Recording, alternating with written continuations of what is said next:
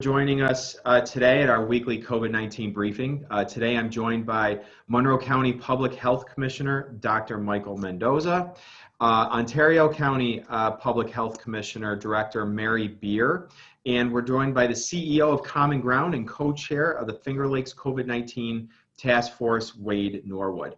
Again, thank you to our Spanish broadcast interpreters and American Sign Language interpreters for providing their service again this week. Our Spanish language simulcast is available on the Monroe County Communications YouTube channel.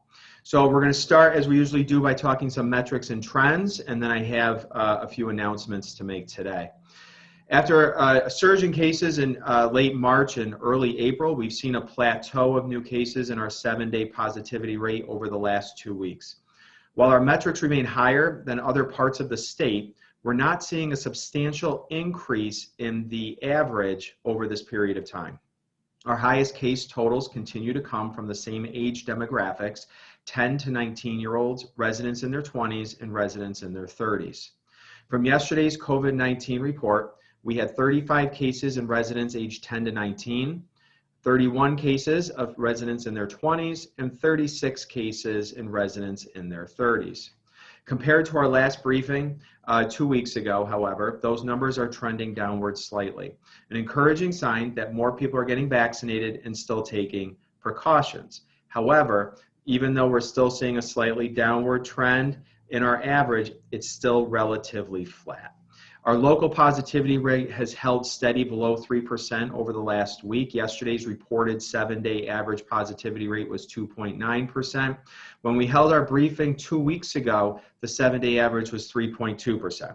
It's still well above where we were in the middle of March when we hit our low point of 1.5. Our new daily cases have also declined over the last 2 weeks, but still remain higher than we'd like to see them. Yesterday's 7-day average of new cases was 209, which is an improvement again from 2 weeks ago when it was 242. Hospitalizations in ICU have flattened out, with yesterday's report having 215 in the hospital and 46 in the ICU. At our last briefing 2 weeks ago, we had reached a 2-month high with 229 people hospitalized in the Finger Lakes, 58 in ICU.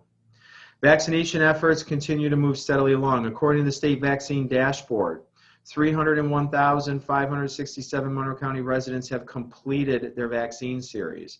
During this briefing 2 weeks ago, we reported 247,000 residents had completed their series. So substantial increase in the number of completed series of vaccination in Monroe County, and I think that's great news. I want to thank all of those who have been getting their vaccine, particularly coming in to get that second dose to complete their series. Additionally, 379,000 or 51.1% have received their first dose. 344,000 or 46.4% received their first dose last week. So we have an increase from last week to this week from 46.4% to 51.1%. This stands above the average. Our 51% stands above the state average of 47.2%. So we're running ahead of the state average here in Monroe County. The New York State also included a new metric on its vaccine dashboard that I want to draw your attention to. Instead of also just looking at the percent of the total population that's been vaccinated in Monroe County, that includes all age groups, where we're at 51%. They now also tease out those who are 18 and over. So we could see what percentage of that population's been vaccinated. Today we stand at 63%. So 63% of Monroe County residents ages 18 and over have received at least one shot of the vaccine. Statewide, that number is at 58.8. So again, we're running ahead of the statewide average. At the start of our vaccination efforts, it was clear going back months ago that demand for the vaccine was greatly outweighing our supply. There were times when Monroe County put appointments on our website and within 5 minutes of them being available, they were all taken. That, of course, led to our strategy, which was instituted here in Monroe County, but also across the state and country, of opening large vaccination pods to help with make sure that it's a robust operation, get as many people in and out the door at the Rochester Convention Center, the Fleet Center, and then the state operated its pod at the Dome Arena and the Hawkeye location. But as the vaccination supply increases, we're able to now look at new ways to bring the vaccine closer to where people live, making it more convenient and easier to access for residents in every quarter of Monroe County. We started this process about a month ago when we opened our City of Rochester community-based clinics, which have been operating in all 4 quadrants of the City of Rochester. But over the last week, we began expanding that neighborhood approach into suburban communities throughout Monroe County. It started last week with our pop-up clinic at the Hilton Fire Department and has continued this week with clinics in Scottsville on Tuesday and with the Scottsville Fire Department, the town of Wheatland, and the Wheatland Chi-Li School District. And today we're at the Pierce Memorial Church in the town of Chi-Li. The success and convenience of these first few pop-up clinics has been apparent. And as a result, today we're announcing a series of other pop-up locations and partnerships that will be happening through the month of May to bring the vaccine closer to every part of Monroe County. Those new locations include the Brockport High School and East Rochester High School, who will have a clinic on May 12th. The Greece Community and Senior Center in Fairport High School on May 13th. Greece Olympia High School on May 19th, the University Prep Charter School on May 22nd, and Brighton High School and Monroe to Orleans BOCES on May 26th. I want to be clear, these pop-up locations would not be possible without partnerships with all of these community partners, particularly our school districts, our town municipal partners, and our fire departments for partnering with Monroe County to bring this vaccine closer to home. And I want to thank all of them for their partnership in getting this vaccine across the county. We're also working with other locations and hope to finalize those in the coming days. All of this information with dates, times, locations, and appointments are available on the Monroe County website. All of these locations are taking appointments, but as all county-run vaccination clinics are at that point, we all take walk-ins. So any county-run vaccination clinic also takes walk-ins, and that includes all of the new pop-ups that we announced today. So when the date comes and you're looking for a vaccine and we're in your neighborhood and you didn't have a chance to make an appointment, that's no problem. Stop on in and we'll take care of you. You can also make an appointment in addition to being online. You can make an appointment by calling our hotline at 753-5555. We're also excited to announce today a new partnership with the Veterans Affairs, Common Ground Health, Monroe County, and the Lilac Festival to bring vaccines to this year's Lilac Festival. This year's Lilac Festival starts tomorrow and will be continuing over the next 3 weekends at Highland Park. This year, we'll have COVID-19 vaccines available at the clinics that will operate every Saturday and Sunday of the festival from 10:30 till 5 o'clock. And again, this is a great partnership between Monroe County, the VA, Common Ground Health, and the Lilac Festival. Vaccinators from the VA will be on hand to administer vaccine to any veteran, spouse of a veteran, or caregiver of a veteran. And Monroe County Department of Public Health will have our vaccinators on hand to administer shots to all age-eligible and residents who are interested in receiving their vaccine. And Common Ground Health will be on hand to help distribute educational information and talk to residents who have concerns about the vaccine and have questions. So as you can see, all of these efforts are being coordinated to bring the vaccine closer to where people live, closer to where people are, further improving our accessibility and convenience. We understand that not everyone has the ability or desire to get the vaccine at a large pod, and instead prefer to stay closer to home at a familiar location. And that's what this effort is all about. The large pods are still operational. We still have appointments at the Convention Center and at the Fleet Center, but we also have these smaller pods coming to your neighborhood as well. We're also seeing the benefits of getting the vaccine. Just yesterday, New York State announced that it'll be lifting capacity restrictions for outdoor sporting events for vaccinated fans. This is great news for the Rochester Red Wings, who will be hosting their home opener on May 18th. So we're hopeful that this will mean a near capacity crowd at hand at Frontier Field to welcome our hometown team back to the favorite ballpark for the first time in over 600 days. So lastly, before I turn over to Dr. Mendoza, I want to remind community festival organizers, parade committees, and other large outdoor events that the Monroe County Department of Health And our team here in the county we have a team we've put together that is ready to help identify appropriate New York State Department of Health guidance as you start to plan your event. Our community is known for family-friendly events, and we want to encourage people to get outdoors and enjoy all that we have to offer. We know the state guidance will ease restrictions in the coming days and that the transmission of COVID-19 is much lower outdoors than it is indoors. We've been talking about this for weeks. We're encouraging residents, go outside, enjoy the weather, enjoy the spring, enjoy the company of each other. It's been shown that being outside in gatherings, particularly around vaccinated people, is safer than being indoors and closed up like we were over the winter. So we want to encourage folks to get outside, and I'm really hopeful that with the updated guidance and our team here at the Department of Health working with event organizers, that we can still have many events coming up this summer and get outside and be part of a larger community again. With that, I'm going to turn it over to Dr. Mendoza. Thank you, County Executive Bello, and thank you again to all of our partners in media for joining us here today. I'd like to spend the majority of my time today sharing some remarks discussing youth hockey here in Monroe County. As you know, per New York State guidance, higher risk sport competitions could only occur as permitted by local health departments. And as you know, we were seeing a very disturbing number of positive COVID-19 cases that we believe were directly related to youth hockey.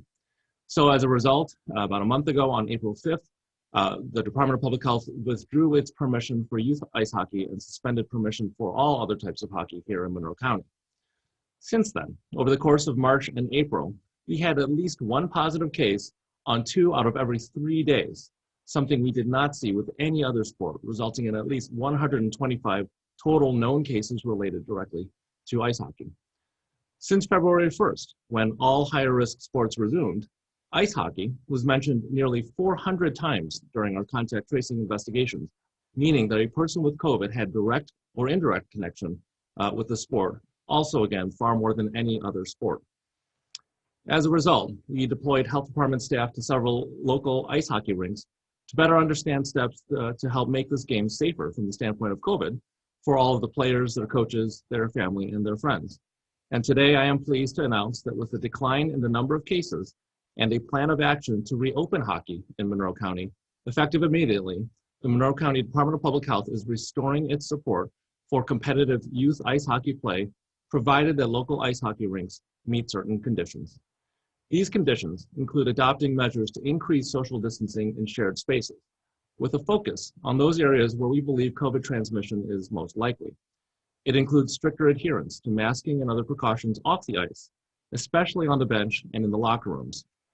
It includes the installation of adequate signage to remind all participants of the need to remain vigilant if they hope to continue to play, as I hope they do. Our department will be sending details to the rinks later this afternoon and setting up appointments to inspect each rink to review progress with respect to these expectations. At that point, they will immediately have the opportunity to get the games back on the ice again. I am pleased that we are able to find a way to get our kids back into doing what they love to do.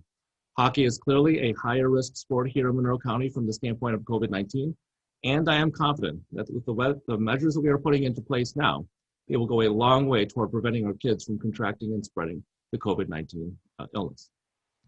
I also want to encourage parents of players 16 and older at this time, hopefully next week 12 and older, to get their children vaccinated as soon as they are eligible. If you have any questions, please consult with your family physician or pediatrician, and do so as soon as you can, because the sooner you can have your children vaccinated, the sooner they can engage in sports of any kind with a safer standpoint, and this will be safer for our community in general. On that note, I also want to encourage my colleagues in medicine, and especially all of my colleagues in primary care, to start to provide the vaccine in your office if you are not already doing so. I understand that there are barriers to offering vaccines, and I believe it is our professional obligation to offer this to all of our patients, especially now during a global pandemic. Again, I know that there are logistics and other issues that make it a bit tricky, but this is truly one of the most important services that we can be providing to our patients and to our entire community at this point in time. So please reach out to your patients. Let them know that you have the vaccine and that you welcome them to come into your office. There are so many people who will only get the vaccine with the direct support and encouragement of their trusted primary care provider. I believe it is our job, and it could not be more important than it is right now. So with that, I want to turn it over to my colleague, Director of Public Health for Ontario County, Mary Beer. Thank you, Dr. Mendoza. So the rural counties in the Finger Lakes include Wyoming, Orleans, Geneseo, Yates, Seneca, Wayne, and Ontario counties. And we are experiencing, similar to Monroe, flattened rates, much less, of course, than Monroe because our populations are so much less. However, we are seeing a flattening, but it's not going away. We are seeing the mass vaccination clinics being not utilized as they were in the past. So definitely there's vaccine available across the region. So we've shifted our strategies to be able to address what Adam discussed in terms of bringing the vaccine closer to home. So we're definitely working on going through schools, farms, businesses, restaurants, wineries, churches, any place that wants to partner with public health. We have been there, and it's being very successful. Some examples, I know out west, they're partnering with Batavia Downs, Darien Lake, and some baseball games. And this side of town, we're working with our workplaces and definitely have been in our schools, trying very desperately to get that 16-17 population. We've also been working very hard in our region to address the homebound individuals, those that are not able to get out and go to a clinic. And so most of our region, the rural counties, have already completed the homebound or are very close to having that population done. If anyone does know someone that is homebound and unable to get out to get a vaccine, contact your local health department and we would be happy to try and help you out with that. So we're continuously adjusting our processes to meet the challenges every day. Creativity and perseverance have become our new normal. I have to give a shout out to Wayne County for the prize for the most creative in the region. For on Star Wars days this past week, they had a Star Wars clinic where the staff and residents were actually encouraged to come dressed up as characters from Star Wars. It was very successful. They had they filled their clinic and they had a lot of fun doing it. So I just also want to give a shout out to the volunteers that have worked religiously with the public health departments across the region. Without these volunteers, we would have not been able to accomplish what we've accomplished.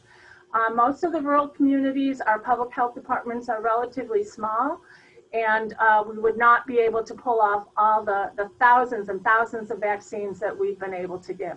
So we do thank you. We thank you for helping with the clinics, for all of those that came and helped deliver meals over this past year to those that were having food injustice. And also, we've even had people come in and help us answer the millions of phone calls that we've received this past year. So just a real big thank you. We aren't out of the woods yet.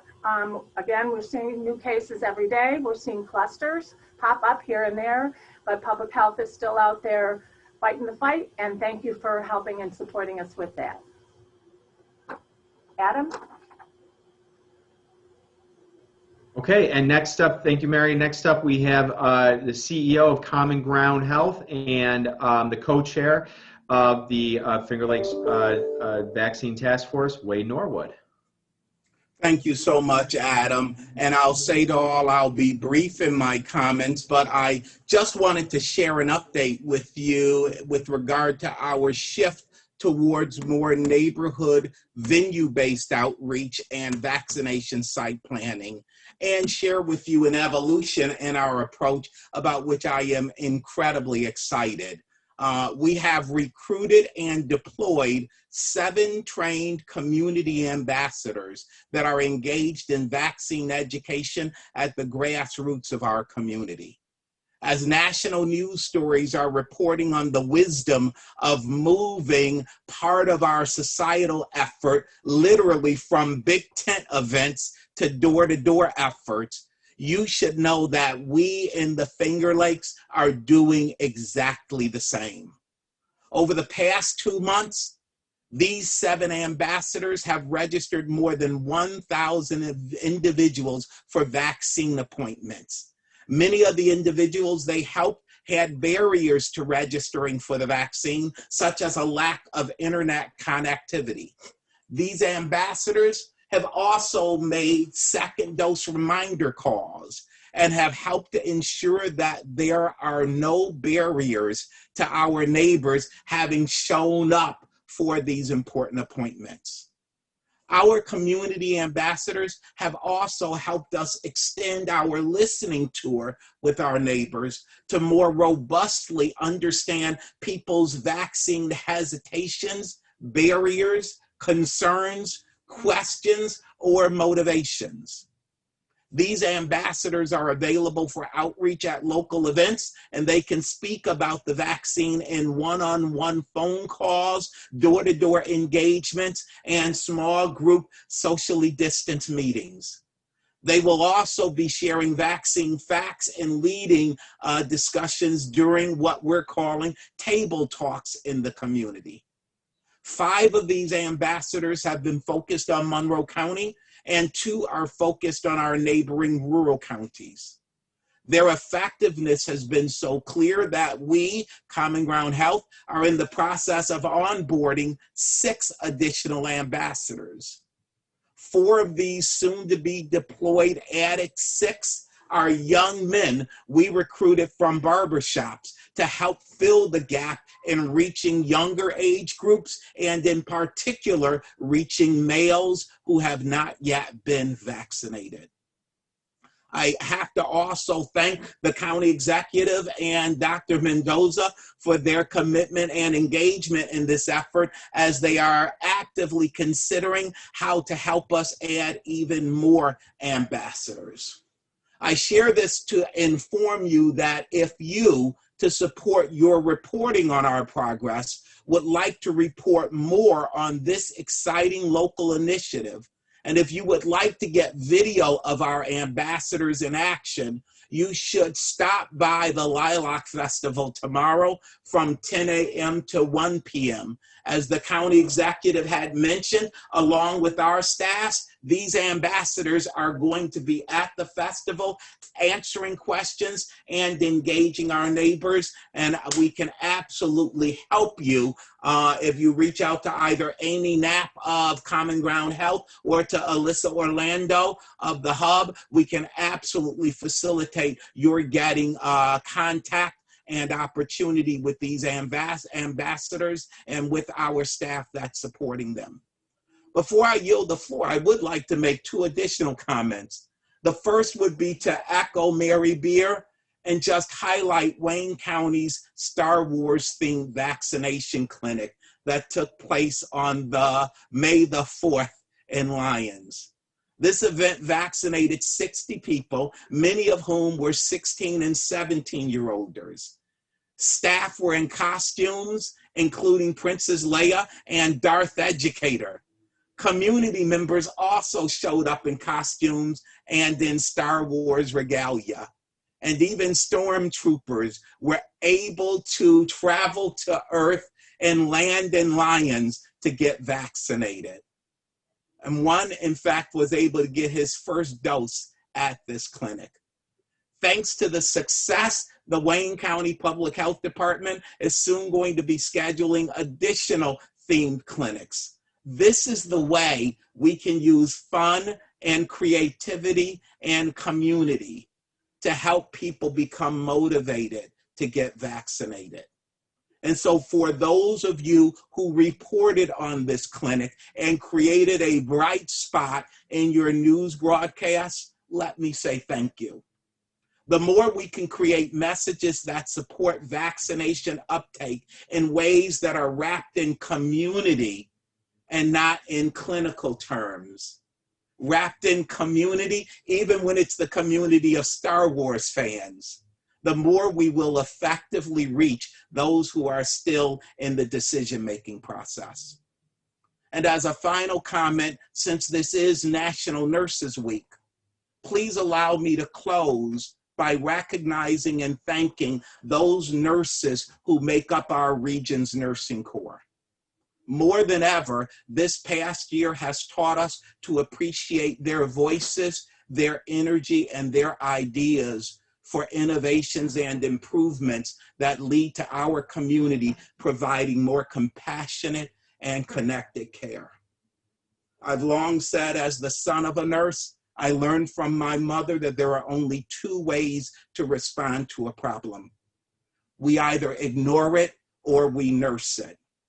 And let me thank all of you for helping us nurse this problem of the global pandemic in our region. And thank you for covering our events and activities to date. And as my partners, happy to answer any questions that you might have. Mr. County Executive. Thank you, Wade. We'll turn it over to Steve Bars. Okay, first question is for Racquel Stephen from WXXI.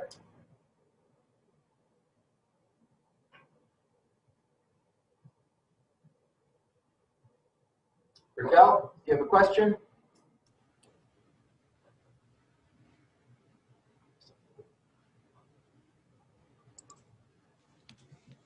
Racquel Stephen from WXXI, do you have a question? Okay, we'll come back to her.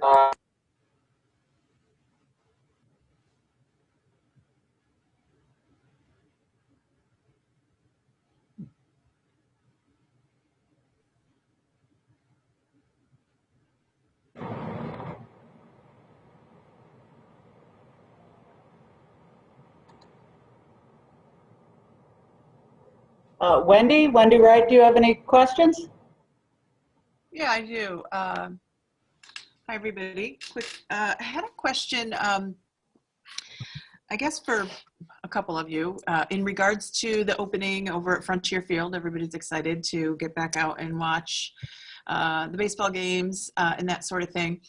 There has been a little bit of social media chat about some people being concerned about the separation of people who are vaccinated and people who are not vaccinated. And some people have been voicing their thoughts, saying that they feel like it might be a violation of their rights, whether it be HIPAA rights, constitutional rights, that sort of thing. And wanted to get your take on this, I guess, Dr. Mendoza, maybe in regards to the separation of people and potentially the HIPAA rights, but then also from the county executive, it seems like this might be somewhat of a precedent-setting type of thing, and this might be something that people might look at and say, okay, here's what Frontier Field is doing. Let's maybe model this as we move forward. And then even Mary Beers, I know CMAC has just sent something out that they're opening up, and they don't have everything ironed out yet from what I understand, but as these venues all come forward and open up, the challenges that they face, just trying to pull all this together and get everybody out there listening to music and watching games and that sort of thing. So I'll start by saying, first of all, that HIPAA really doesn't pertain to the situation. Attending a baseball game is not medical care. People who attend the baseball game are doing so voluntarily, and if they do, and they declare themselves as vaccinated or unvaccinated, that's their choice. But this is really about health. And we know that people who are vaccinated are far safer and far less likely to either get the COVID-19 infection or to transmit it to other people. And so from the standpoint of baseball, we want to get as many people out there as we safely can. And we know that people who are vaccinated can essentially be in a section fully occupied without really having any concerns, and wearing a mask is additional protection. But from the standpoint of baseball, and for those who are choosing to attend the game, I think that makes perfect sense. For those who want to enjoy the game and are not yet vaccinated for whatever reason, again, they're also welcome to do so. So I don't think that this is really an issue of privacy or HIPAA or freedom. This is really about taking care of one another, allowing baseball to proceed, and doing so as safely as we can. And I'll weigh in as well. So I agree with Dr. Mendoza just said. I think what the intent here is to be able to offer more than one option to be able to attend a ball game and have the capacity of that game be as high as possible while also as safe as possible. And so I was delighted to hear that the capacity limits at Frontier Field were being expanded, particularly for opening day. And I want to thank the state for allowing the Red Wings to do that on May 18th when the new regulations come in to play on May 19th. I think that's a good thing. As Dr. Mendoza said, when we're wearing masks, when we're outdoors, and particularly when you're vaccinated, being outdoors is safe. It has proven to be safe outdoor activities. And so I'm just delighted that there's been some thought put into how can we increase capacity and offer more options for people to be able to attend ball games and outdoor events like that. Do you have another question, Wendy? No, I think I was, for businesses, I think it's a tricky thing to try to figure this out. We all know Dan Mason does a great job over there trying to juggle things, especially as the guidance keeps changing. And I know that's what he's been dealing with. But there has been some people who say, I don't want to sit in one separated section, and then everybody will think I didn't get vaccinated, and that kind of thing. So I just wanted to see if you had any thoughts on that. So that was helpful. Thank you. Okay, next we have Emily Putnam from Channel 10. Hi, everyone. Can you hear me okay? Okay, great. As always, thank you for taking the time to talk with us today. My question is similar to Wendy's. I'm wondering about this guidance that came from the governor's office yesterday. We know how it plays out in a place like a stadium, but I'm thinking about places like the Lawn at CMAC or the Highland Bowl or other large-scale outdoor venues that don't necessarily have fixed seating. How does this new guidance play out in a place like that? Well, again, from the public health standpoint, being outdoors we know to be much safer than being indoors. And to the extent that people are either vaccinated and or wearing their mask, I think we can, feel relatively well assured that being outdoors really doesn't present very much of a risk at all. I think, in the spaces that can be more or less controlled with an entrance and exits, such as a stadium or a baseball field, I think, it's reasonable to institute additional precautions. But I think, from the standpoint of everyday living outside and enjoying what Monroe County has to offer, I think we can all rest assured that doing so safely is very possible with masks and vaccinations. I agree, and I think this is also a lot piggy tails on something that Wendy had just asked. Businesses across the whole region have struggled with changing guidance from the beginning because the condition of the virus and also how much vaccine is here and where we are with our positivity rate changes on a day-to-day basis. And it's very difficult to plan for an event or plan for your business 2 months from now when you need to hire vendors today for an event 2 months from now, 3 months from now, when you don't know what the condition will be. We know it's going to be better. I'm optimistic. I'm always optimistic. And we know it's going to be better. There more and more people are vaccinated every day. The numbers, even though our positivity rate is really one of the highest in the state right now, it's all relative. It's below 3%. Go back 6 months ago, and we would have been jumping for joy for a 3% positivity rate. So it is going down. It's safer to be outdoors. And so what we need to do is think creatively about using the state guidance to think about how we can apply that to other types of events. How does that apply to parades? How does that apply to Highland Bowl?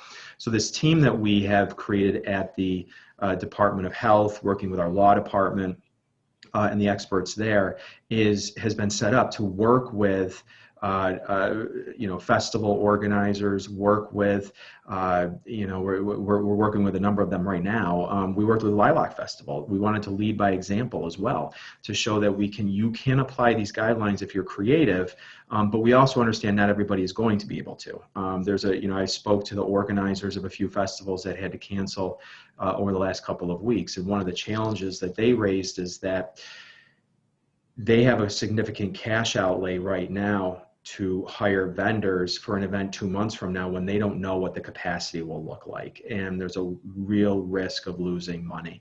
That's a tough situation. That's a tough situation to help anybody through, because you're taking a risk, and and that's something that, you know, some are able to bear and others aren't. But we're here to help. So we have our law department, our public health professionals are here. We have a team dedicated to this.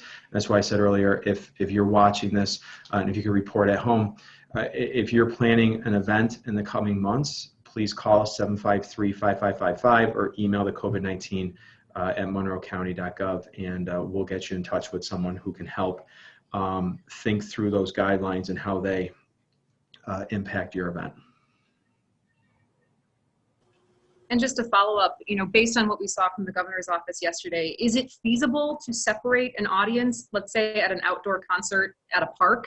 You know, is it feasible to separate one outdoor section to be vaccinated and one section to be non-vaccinated, or is that still not clear based on what we saw yesterday? I'm not clear what that guidance will look like, how that guidance would be applied there, but it's obviously going to be very different, right? In a ball field where you have assigned seats, that's one thing. CMAC, I think that's one thing where you have an assigned seat. Something at Highland Bowl would have to be a different animal altogether. That would be different, difficult to do. So we'll have to see how we can make that work and what that would look like. Great, thank you. Each venue is different as well at CMAC. So some entertainers draw a larger crowd than others, so I think each event's going to be looking a little different. But they're just beginning to have those discussions now, and as the county administrator there, as executive has said, we're still waiting for total guidance, so more to come. Great, thank you all. Thanks, Emily. We're going to go back to Racquel Stephen from WXXI. Can you hear me now? Yes, yes, we can. Yes. Oh my gosh, yes. Hi, good afternoon, one and all. Well, you know, Wendy and Emily took my questions from right underneath me, but I guess I will follow up by saying I know for the Red Wing Stadium, those residents 15 and younger that are unvaccinated are still allowed in the vaccinated section with their parents. Can you hear me still? Yes. Are we concerned at all about these the younger residents being carriers of the virus within that section? Great. So let me weigh in first, and then I'd like the medical professionals to talk about the transmissibility from the youngsters being with vaccinated people. First, Racquel, I'm glad you raised that.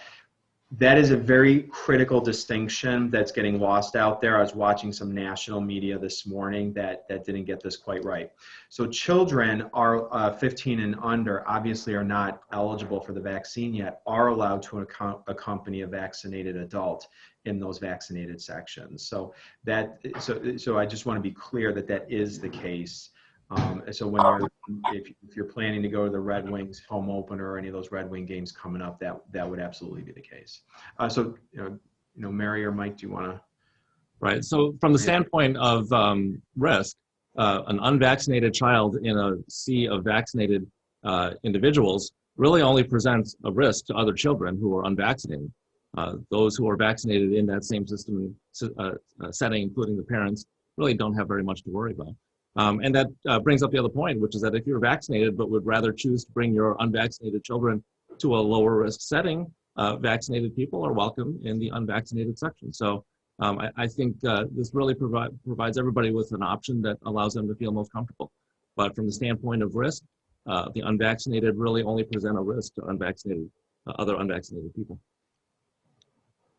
And one more question about the vaccine clinic at the Lilac Festival.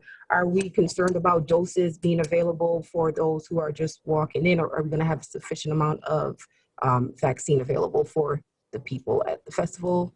Are we concerned at all about running out? So I would love to have the problem of running out. I just don't think it's likely given how much we have. But honestly, if we ran out, that would be a problem I would really love to have. Okay, thank you very much. Thank you, Racquel. Next is Brian Sharp from the Democrat and Chronicle. Hey, just following up on what Dr. Mendoza was saying, I was looking at the Finger Lakes vaccine hubs dose allotment. It looks like this week we received half of what we received 2 weeks ago. the dome, and I think both FEMA didn't even get an allotment because they had enough left over. What are we to make of, I know we've talked about waning interest, but I was wondering if you could put a finer point on how concerning this is becoming, or if this is what we would expect to see as we get a little later in the process. So I think when we began this process, it's like any other, new technology. The early adopters will be, standing in line waiting and can't get it soon enough. But I think, we all anticipated that at some point during this process, we would have to shift our emphasis, and we're at that point right now. So we're shifting away from the large sites to smaller venues, which will be inherently, slower, if you will. But that's fine because that's what we're here to do. We're here to meet people where they are. We did get, I think, 15,000 to the county this current week in week 21. And we have a fair amount left over from previous weeks. Thankfully, the state relaxed their expectation of using it within 7 days or potentially risking losing future shipments. So we're allocating as we can. We've got a significant amount of Johnson & Johnson, which we're going to use at places where the one shot makes more sense at events and Lilac Festival and others like that. But I think we're at the inherent point which we had anticipated with having a change in the nature of the demand for the vaccine. And then when 12 to 15 opens up, we'll have a different shift in demand. We'll probably see more people at the mass sites, but I do think that the community sites will grow in popularity. So, most of this is not surprising at all. Just represents a reality that we need to keep looking out there and seeing what demand looks like, and it's on us, our job as health officials and public servants to shift and meet people where they are. In addition to that, the management of vaccine is complicated, and so what we saw and what many of our counties have done is that we didn't order this past week so that we can catch up to our changing strategies, so that we can use every dose that we have, and we do not want to waste any. So that's really the strategy. In addition to that, some of the rural counties are working together to be able to share vaccine.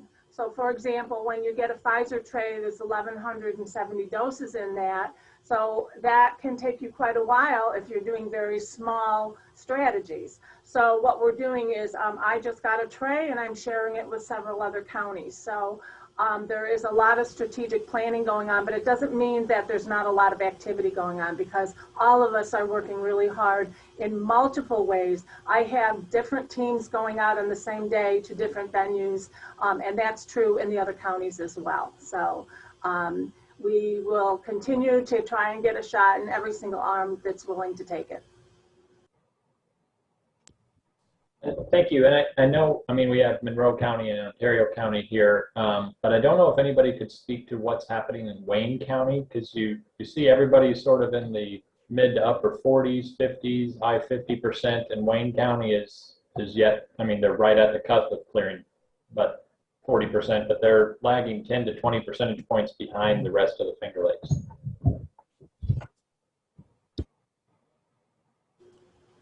I think that would be a question best for my colleague Diane Devlin in Wayne County.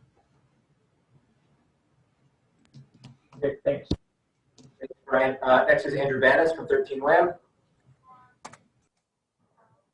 Hey guys, thanks for doing this again. Wanted to ask about the pop-up clinics you have set up next week in Monroe County. I know that high schools are a part of that, and we're anticipating that there's going to be an expansion to 12 through 15-year-olds. So as part of that, will students in these schools, that would cover just about every age group, at least in high school, be able to walk into these clinics with parent permission and start getting vaccinated right on site at some of these schools? Yeah, so, well, obviously part of the reason why we partnered with the schools, and the schools were anxious to partner with us, is because we wanted to make the vaccine as accessible as possible to families and to children in the school districts, particularly as we are getting towards prom season, ball season, and graduations. And it would appear that the capacity limits, a lot of that is going to be tied to vaccination.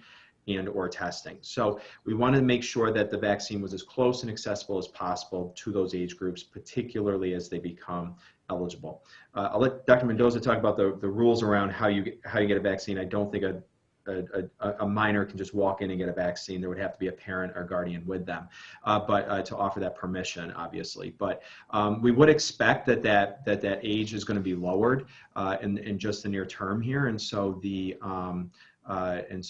partnership here with the school district, I think, is really good timing, and what I would expect to see a lot of families coming out to the schools and getting vaccinated. Dr. Mendoza, would you be able to weigh in on what would be required? Yep, that's exactly right. So obviously anybody who's under the age of 18 would require parental permission, presence, ideally at the vaccine site with their child. I'm looking forward to this. My children are in the 12 to 15 age group, and I'm eager to get them in line as well, because we're looking forward to having a normal summer, having our kids get together with their friends, go camping, hiking, and so forth. And so we will accompany our children to the school, and we'll make an appointment just so that we know that we have a spot in line, but walk-ins will be available as well. So we're just trying to meet everybody where they are and provide the most convenient options that we can.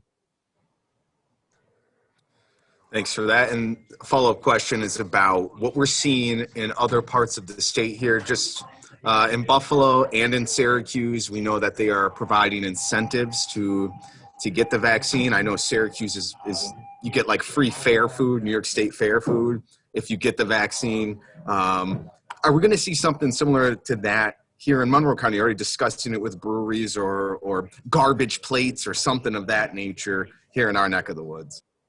We've had a number of conversations with local businesses and organizations that are looking to put things like that together. So that's why I said earlier, stay tuned.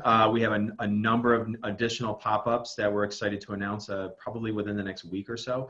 But we have started that already. Just the last weekend or the weekend before, last weekend or weekend before, we partnered with the Rochester Red Wings, and anyone who came to get a vaccination at Frontier Field received a coupon for a free hot dog at a home game. So those kinds of things are happening here as well, and there's going to be a few more of those to come. I think, it's part of making it again fun and being part of a community again, getting back to normal, making this part of, getting back to what we want to do over the summer and be part of community again, and maybe have a little fun with it as well.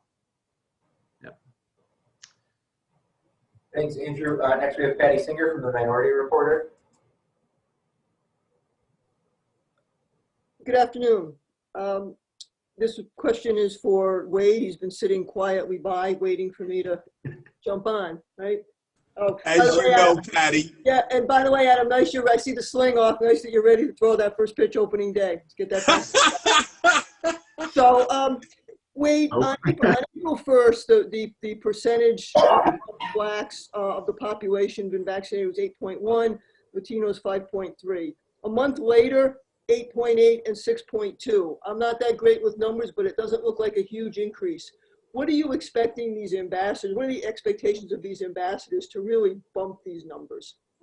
I won't put it solely on the ambassadors, Patti. I think it's a combination of the ambassadors. I think it is our learning from the listening that we're doing of how to better design and cite the point of distribution for vaccination, as well as the overall messaging that we need to come from multiple sources. But my hope is that as data begins to flow, and I have been pushing the hub for more discrete data, better breakdowns than simply by race and ethnicity. I think having data with regard to age, with regard to geography, with regard to gender will also be helpful for us in terms of sharpening our activity to make sure that we are matching resources to where need is.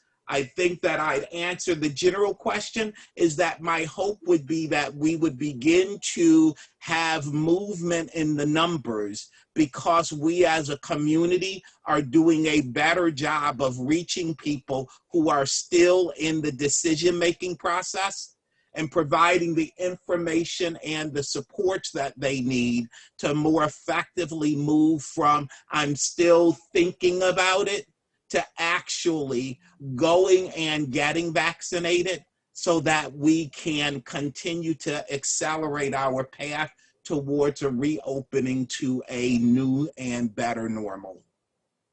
Is there a difference in the mental health approach now that there is a vaccine, and before there was anxiety because there wasn't? Now maybe there's anxiety because there is. Is there a different approach to how we address mental health needs around the pandemic as we have shifted our focus from not knowing anything to now trying to get people vaccinated? What's the mental health effect on that? That's a fantastic question, Patti, and I don't know if I can answer it, but I think I can tell you that I am incredibly buoyed by how the public health sector, the hospital systems, the county and city governments, the community-based and faith-based organizations are all talking openly about the tremendous mental and emotional toll that this past year and 2 months has taken on all of us.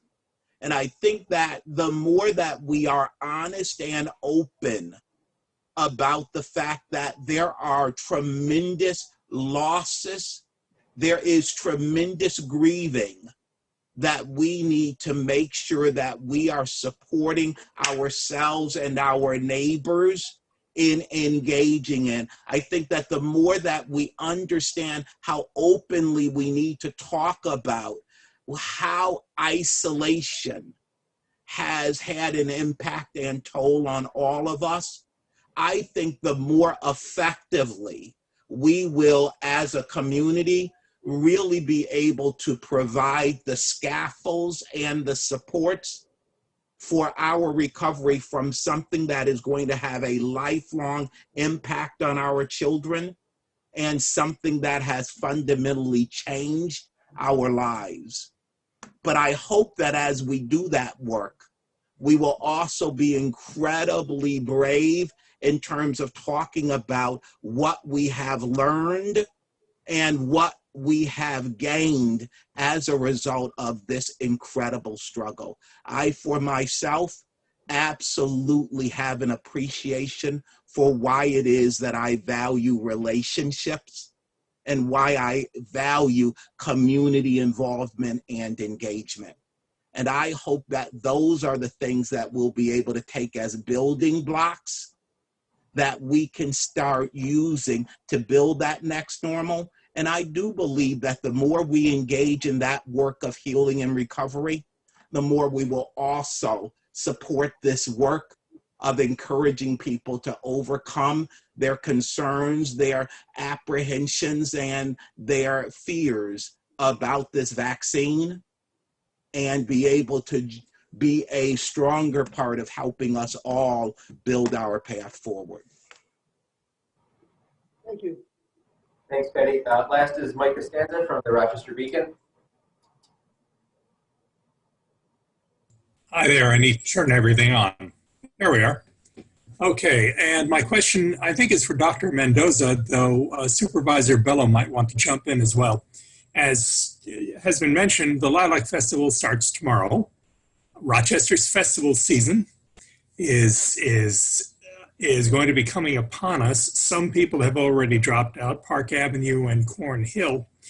And I get the sense from what people have told me that there is confusion as to the state requirements, or guidelines, I think is the best way to put it, regarding the safety measures that have to be taken at a festival, which is not a sports event, for example. I haven't seen the word festival in any state regulation so far. So it sounds as if the county is working with festival organizers, but the last standard I saw for outdoor gatherings was 500 people, I believe. Am I mistaken about that?